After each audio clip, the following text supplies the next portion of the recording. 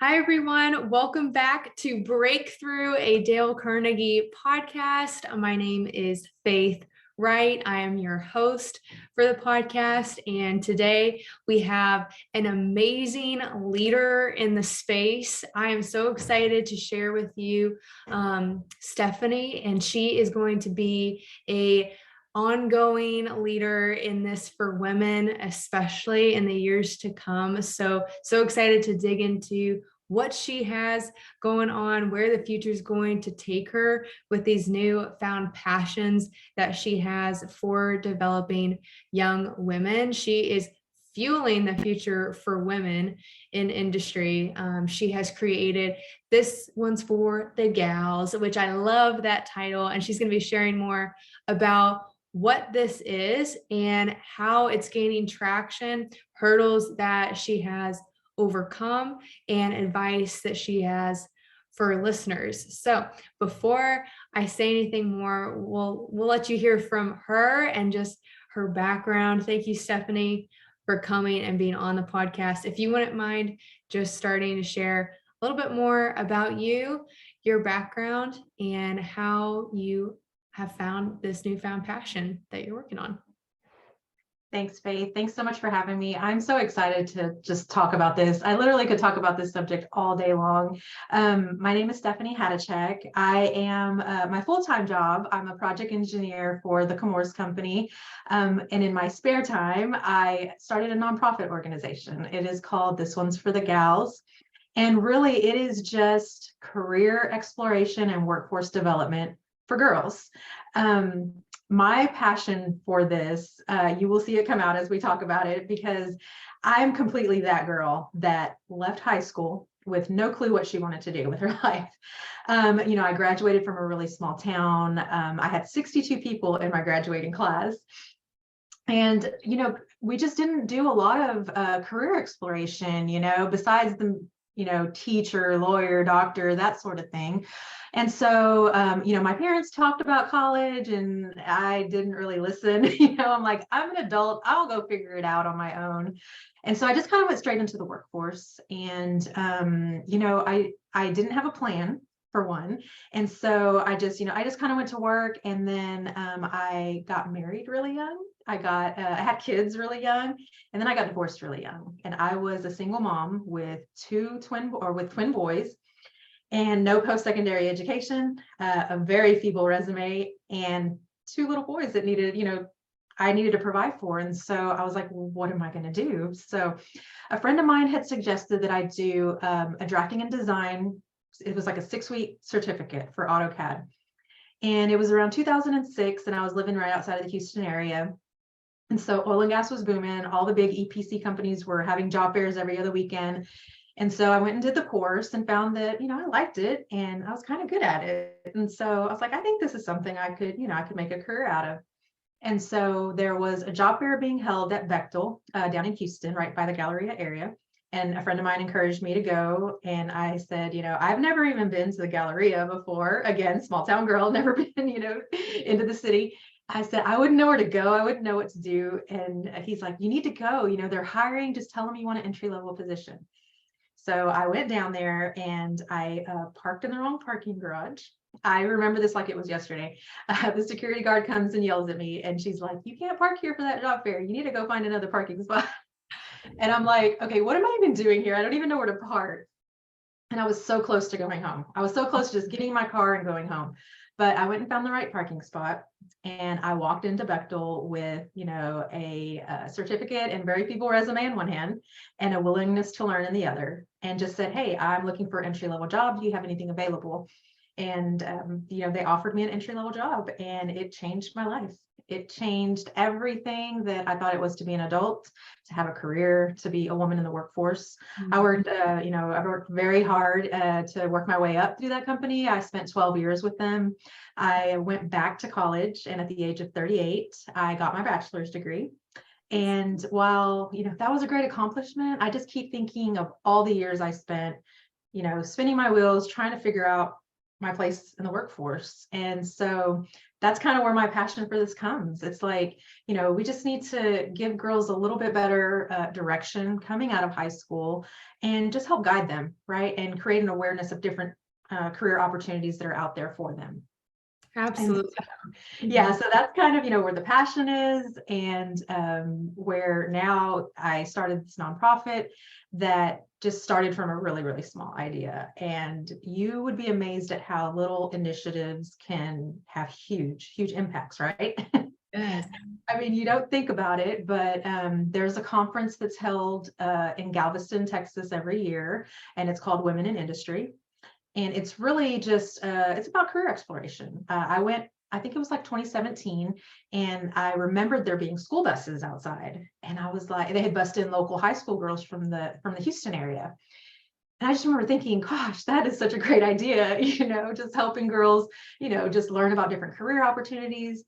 And so then it was geared a lot towards your craft and your trade positions. So like your pipe fitters, operators, welders, electricians, in the petrochemical industry. And since then has just grown exponentially, encompasses pretty much any position, whether it's a craft or a trade, whether, you've done a 2-year program or a 4-year program. It's just a day for female students, and whether you're looking for a change, unemployed, underemployed, whatever it might be, just to learn about different careers that are out in industry. And so I started thinking about this probably back in October of last year. Our family recently moved down to the Corpus Christi area here in South Texas. And when we were, looking for a place, for our family, again, I have the twin boys, and then I had a daughter. I did remarry, so almost 15 years married now. And we were like, schools are important. Obviously, we want to make sure that we're moving and making all the right decisions as far as, for our kids. And so we visited 2 different school districts. One was Gregory Portland ISD, and the other one was Taft ISD. And Gregory Portland is like the bigger school district, and then Taft is smaller school district. And so I really felt like I wanted to go somewhere and not necessarily just fit right in. I wanted to go somewhere and make a difference. I felt like we had raised our kids to be leaders. And I felt like maybe somebody at Taft maybe needed a friend like Adam or Aiden or Olivia. Maybe they could be a good example and maybe kind of help, right? And so it really was the best decision we could have made. Not only, they were able to participate in anything they wanted, right? Athletics, ag mechanics, football, baseball, whatever it might be. But they, saw how blessed they were to have, the lifestyle they had, because me and my husband have worked really hard to provide a good lifestyle for them and comfortable lifestyle. But they, they made really good friendships, and it was the best decision we could have made. We got really close with the school district. Me and my husband became the official ag mechanic trailer haulers. So we were hauling projects to, like the major shows in San Antonio and Houston and San Angelo. And we, made a really great connection with the students. And I think there is a little bit of a disconnect between like our industry partners and the school district. Well, not little, huge disconnect, right? And I want to make the connection that like the ag mechanic program that's in most of the schools here in Texas is pretty much a pipeline right into the workforce. I mean, they're out there, they're welding, they're constructing, they're building, they're doing all these things, learning all these skills that I don't think that, our industry partners realize. And so that's the gap that I like to say that this one's for the gals is kind of standing in, is between, the school districts and industry. And so, how this one's for the gals kind of got started. I started thinking about that conference last October and approached my manager. I was working for Steel Dynamics at the time, and just said, hey, there's this conference. I think it'd be beneficial if we could, support our local school district, Sinton High School, and get some of their students to the conference. And he's like, yeah, that's something we could do. It sounds like a great idea. So he's like, go talk to the school, let them know that we'd help support it and kind of see how it goes. So I approached the school. I said, hey, there's this conference I think your students would benefit from, and we'd like to help support and help get y'all down there. And so the idea was we get 10 or 12 girls, load them in our company van with a chaperone, and take them to Galveston for the day. And so the response from the school was really great. They were like, absolutely, yes, we'd love to collaborate. We'll provide bus transportation. We'll take our girls the night before and stay in a hotel. And I was like, oh, this is amazing, great. And so our kids, go to Taft right down the road. And I was like, man, I'd really like for them to have this experience. So I reached out to my husband and I'm like, hey, because he works for Exxon. And I said, who might I be able to contact, that might help with, a sponsorship. So he gave me a contact and I reached out and just said, hey, this is what, Steel Dynamics is doing for our local school district. Would you be interested in helping yours? And again, the response was great. They were like, yes, we love this initiative. We'd love to help. What can we do? And then Faith, I just kept going. I said, there's another school down the road. There's another industry partner down the road. And, by the time I, kind of just had to stop and say, okay, the conference is in a month. We got to kind of stop. What I thought I'd get 10 or 12 girls, I got over 200 girls to this conference. Amazing. Amazing. It was such a great initiative. It took off really, really fast. And, they had, like I said, a lot of them went the night before. They stayed at the Moody Gardens Hotel. They took their girls to a nice dinner. And the night before the conference, we were down in the lobby and the girls were like just hanging out at the pool in the lobby, just, having a great time. And one of the counselors came up and she said, Stephanie, thanks so much for helping with this initiative. We didn't even know this opportunity existed for us to bring our students. And it's just been really great. And she said, you may not realize it, but the majority of our girls have probably never stayed in a hotel room before.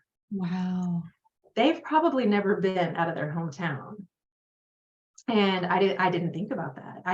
But that is kind of the dynamic in our small rural communities, And I like to say that's the night that this One's for the Gals was really born, because it was no longer about a conference, it's about creating opportunity for our girls to want more out of life, right? To, be in Galveston and say, wow, I want to come back here one day. I want to be able to travel to places like this with my family. What kind of job can I get that'll afford me those opportunities?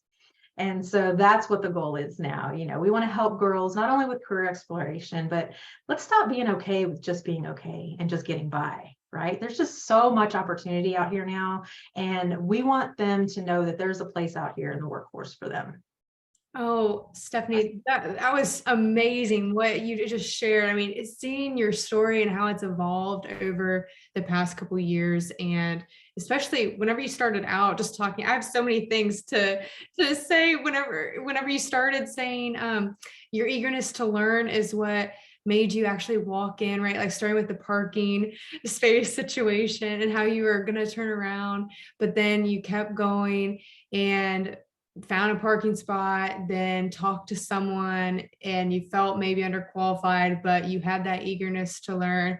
That's what you instill in these girls, is that, hey, as long as you have an eagerness to learn, here's all of these ample opportunities that you have to learn and to explore and to do with your career. I love what you said about not just staying in the okay mentality, but going past okay, going to great, expanding your horizons, right? Seeing all these ample opportunities that are out there and then taking hold of it, giving these girls the opportunity and possibility for them to do that is just truly inspiring. And I love your passion for it. The doors that you're opening up for hundreds of girls now is just incredible. So I wanted to honor you and thank you for, especially as a woman myself, being for us in our corner, right, for Gen Z. When you think about advice that you would give to your girls, high school students right now, Gen Z, what's the biggest piece of advice that you tend to share often with them? Oh goodness. So it's funny that you asked that, because part of what I do is I feature women that are out in these roles, and I get them to tell me their story. How did you get into your role? What did you want to do when you left high school? What kind of were your dreams, aspirations? What got you there? What do you like about it? But one question that I ask them is, if you could go back and give your 18-year-old self some advice, what would that be? And oh my gosh, they're like, oh yeah, if I knew then what I know now, right? But that is one of my questions, because that's it, right? That is right. Because if you could, right, honestly, we just, hindsight's 2020, if I would have known half of what I know now, my path would have been different. But that is, so that's what the goal is, right? Is to kind of share what we know, share our lessons learned, And it's funny when I walk into schools and, I'll go and talk to students and share a little bit about my background and, my organization and what I want to do and how I see things going. I always say, I'm pretty much here to tell you, don't be like Stephanie. Leave school with a plan. And Yeah. that's what it is. Just whatever it is, whether, you want or need to go into the workforce right away, or you want to do a 2-year program or you want to do a 4-year program, just have a plan, right? That's all it is. And let's, don't be afraid to, extend your reach and dream, have a dream. I mean, that's, part of what I love to talk about is that I literally had no clue what was out there for me, as far as a career. But I took chances, right? And I took risks, and don't be afraid to step out of your box and be afraid to be uncomfortable, right? That's how we grow, right? And so that's probably my biggest advice is that, don't be afraid to take a risk and to take a chance and to ask. It doesn't hurt to ask ever. That is so good. Take a chance, take a risk. Don't be afraid to dream. I know that it can be scary, but having a plan is at least writing things down, giving yourself a couple options, okay, here's my plan A, and then here's my backup plan, but at least having some sort of personal responsibility around it.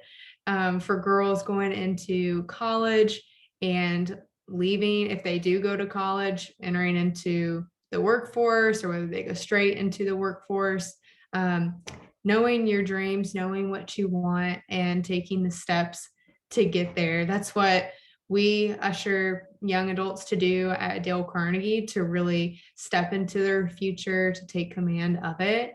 And so we have very similar passions in helping young people get on the right track, and just to know, like you said, the tracks that are out there and available to them. I'm curious to hear what has been the biggest hurdle or breakthrough in building this nonprofit up and launching the organization. What would you say that's been? Probably myself. Yeah. It's hard to believe in yourself and to believe in a passion that you have, and that it's, I have never considered myself to be entrepreneurial or, a nonprofit, starter, anything, fundraiser by any means. And so I was very intimidated, and I was like, I have no clue what I'm doing, but I know it needs to be done. And after I just accepted that, okay, I got to be comfortable with being uncomfortable right here, right? I got to take my own advice. And once I did that, things just started happening. I got a lot of support. I got a lot of guidance. I got a lot of people, giving me advice and saying, hey, there's this resource, that resource. And then things just started happening. And I said, okay, I'm just going to kind of ride the wave. And in all honesty, it's kind of taken care of itself. It's, the support that I have received from our local industry partners, from our local school districts, has been amazing. And I think being able to make the connection between, the industry partners and the school districts is so important. And it's something that I've heard several times from, whether it's from industry saying, hey, the school districts won't listen to us, or the school districts saying, hey, industry won't listen to us. I've heard that both. But just being able to make that connection and keep going. As far as, hurdles, I would say my own self, to be able to say, you can do this, and it's going to happen. You got to keep going. But once I accepted that and moved past it, here we are in less than right at a year later. And it's just gone like wildfire. It's, the support has been amazing. We're bringing a conference locally to our area, supported by industry. And at this point, I was doing a lot of, reaching out saying, hey, this is what we're doing. Do you want to, support it? And now people are, contacting me saying, hey, we want to support it. What can we do? And that's really exciting. And I will say that another thing that kind of got me along the way was, I know this need is so great, and I knew that if, I got one school, well, there was another one 10 minutes down the road. And I was like, gosh, I want to take everybody. I want everybody to have this opportunity. And a friend of mine suggested, she's like, you know what?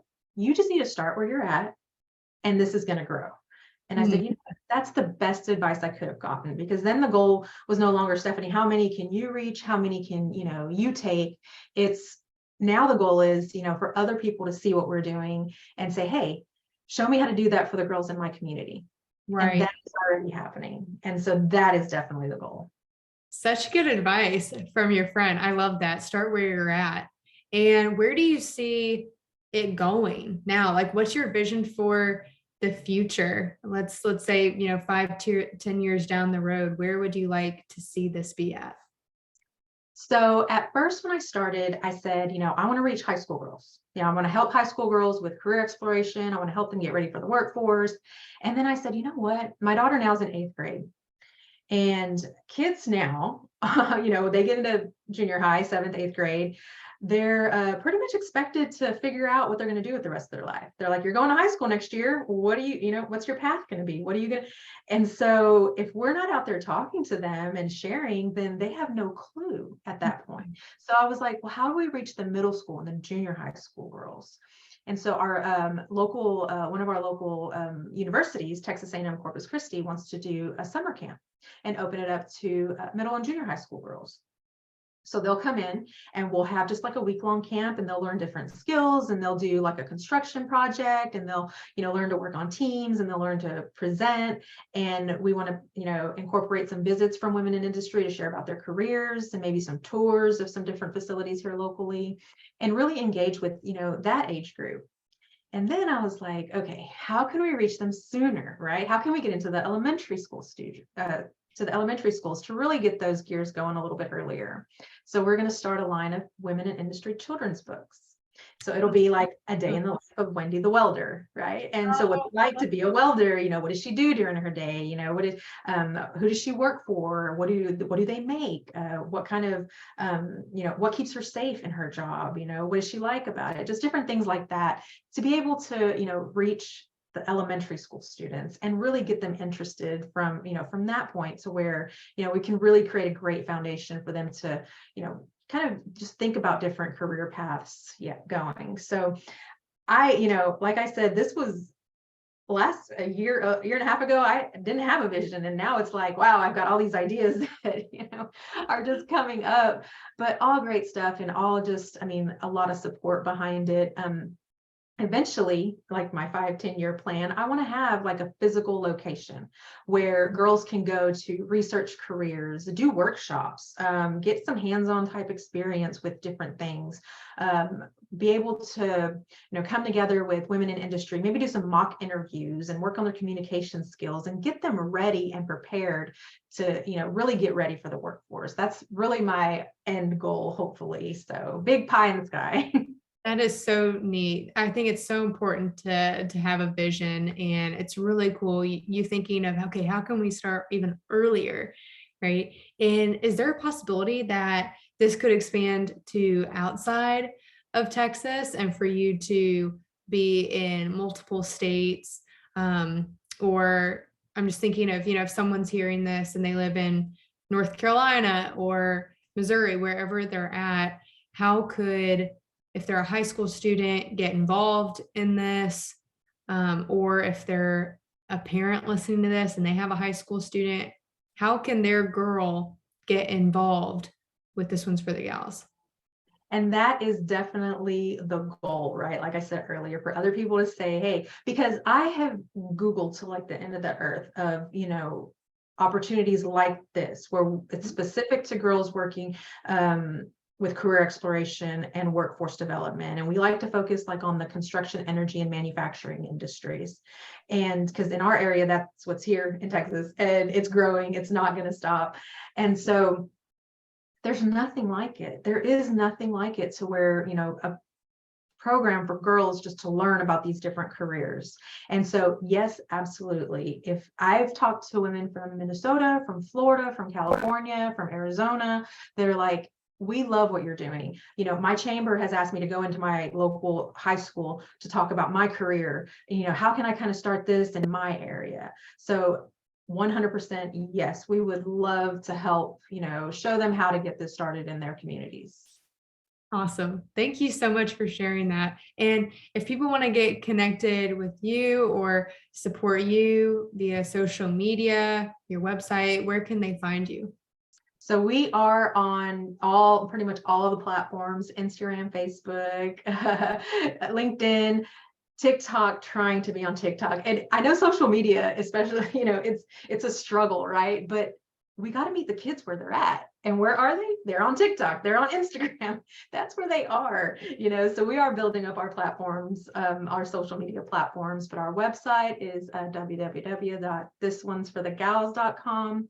I have a contact spot through there. You can reach me anytime for, you know, ideas or, you know, advice, comments, feedback, share anything. That's the other thing. We got to start talking about what we're doing, from, you know, local workshops that are going on to, you know, camps to whatever it might be. We've got to start talking about what we're doing. So if there's something that you know that's going on that you think we would benefit from, please let us know too. Awesome. Thank you, Stephanie. And for those listening, feel free to find Stephanie. I'll link them down below on her Instagram, or go to the website. Like she said, check it out and collaborate with her if there is a interest where you're at to expand this initiative and grow the nonprofit in another state. Obviously, Stephanie would love to talk about ways to do that with you, to impact more lives and to help more girls out. So if you'd like to follow us on Instagram as well at Dale Carnegie, it is Greater East NC. And feel free to hit the subscribe button so that you know when the next podcast episode is out. Thank you so much for tuning in. And thank you again, Stephanie, for being an awesome guest and sharing about your passion for the initiative and just being a leader in the space of creating a nonprofit. You saw a need, now you're meeting it and impacting more lives. So thank you. Thanks, Faith. I'm so excited. We're really changing lives. We're really doing some great things and can't wait to just kind of spread the message. Thank you so much. And thanks everyone for listening. We'll see you on the next episode. Bye.